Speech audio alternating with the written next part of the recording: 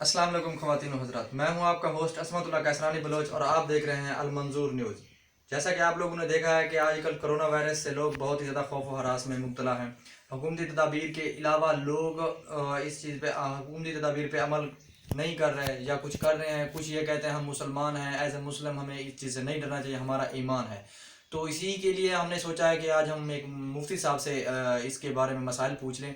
हमारे साथ मौलाना मुफ्ती साहब गफ़ार साहब मौजूद हैं। आइए आप उनसे मसाइल पूछते हैं। अस्सलाम वालेकुम सर। वालेकुम सलाम। सर हमें ये बताइए कि कोरोना वायरस या मुख्तलिफ वबा के बारे में कुरान और हदीस की रोशनी में क्या अहकामात हैं? बिस्मिल्लाहिर्रहमानिर्रहीम।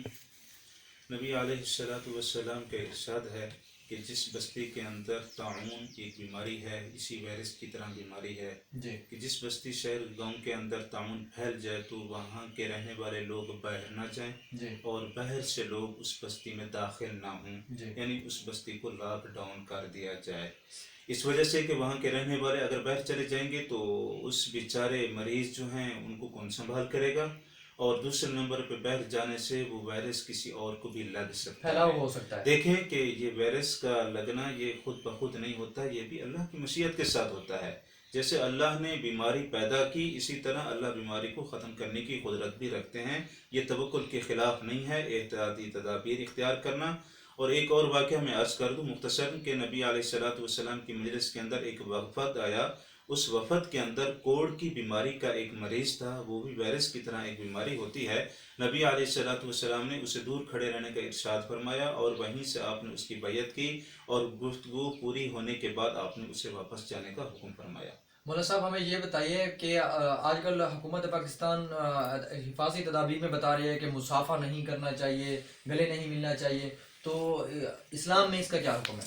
लेकिन जी जिस बंदे के मुतालिक यकीन हो जाए या शक हो कि भाई इसे कोरोना वायरस की अलामात हैं, जी तो उसके साथ मुसाफा करने से गुरेज करना चाहिए, गले मिलने से भी गुरेज करना चाहिए, चूँकि ये तो शरीयत से साबित है कि ऐसे वायरस ज़दा मरीज से दूर रहना कोई खिलाफ शरीयत नहीं है। ठीक हो गया।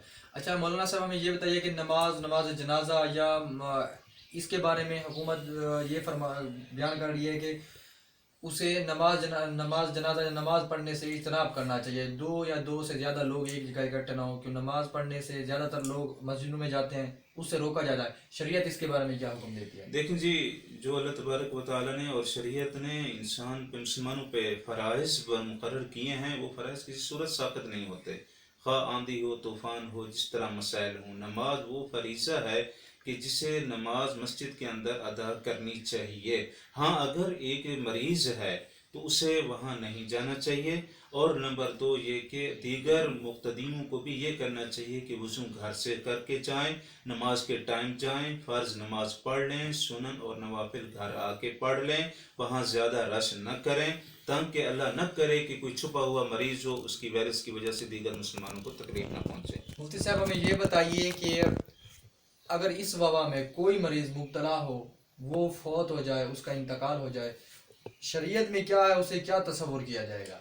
जी, इस बारे के अंदर नबी अलैहिस्सलातु वस्सलाम का इरशाद मुबारक है कि ताउन यानी वायरस से जो बंदा बीमार हो और उस पर वो सब्र करे, उसके लिए भी बहुत बड़ा अजर है, और जो इस मर्ज के अंदर फौत हो जाए उसे शहीद होने के बराबर का सवाब है।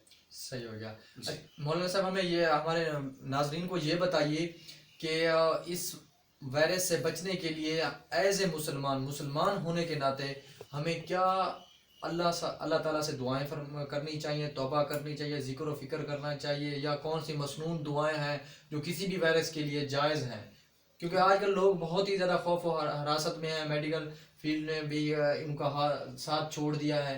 तो मुसलमान होने के नाते कुछ लोगों का यकीन है कि हमें अल्लाह पे यकीन है बहुत, और बेशक होना भी चाहिए। तो उसके लिए ज़रा देखें जी, अल्लाह तबारक व तआला ने बीमारी पैदा फरमाई, अल्लाह ही इस बीमारी को दूर करने की कुदरत कामिला रखते हैं, और बेशक अल्लाह तबारक व तआला ने कोई ऐसी बीमारी नहीं पैदा फरमाई जिसका इलाज पैदा ना किया हो। बेशक ये अलग बात है कि उस तक इंसानों की रसाई हुई हो अभी तक या ना हुई हो। सही इन हालात में हमें ये चाहिए कि हम ज़्यादा से ज़्यादा वक़्त अल्लाह के साथ मशगूल रहें, तौबा और इस्तिग़फ़ार में मशगूल रहें, और गवर्नमेंट ने जो एहतियाती तदाबीर अब बताई हैं उन पे ज़रूर अमल करें।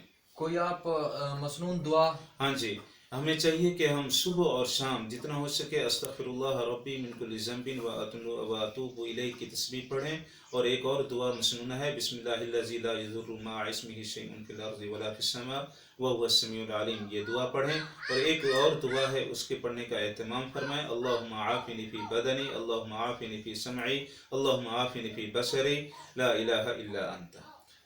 ماشاءاللہ جی، بہت شکریہ مفتی جزاک صاحب. اللہ. شکریہ. جی تو خواتین و حضرات، یہ تھا پروگرام المنظور کی طرف سے کہ لوگ بہت زیادہ خوف و حراست میں نہ مبتلا ہوں، اللہ اور اس کے رسول کے بتائے ہوئے احکامات پہ عمل کریں، اس کی ذکر و فکر میں دن گزاریں، نماز پڑھیں، لیکن وضو گھر سے بنا کے جائیں، نماز پڑھ کے پھر واپس آ جائیں، اللہ کا ذکر کرتے رہیں. تو انشاءاللہ جب ملاقات ہوتی ہے ایک نئے پروگرام کے ساتھ، نئے ساتھی کے ساتھ. کیمرہ مین سرمد کا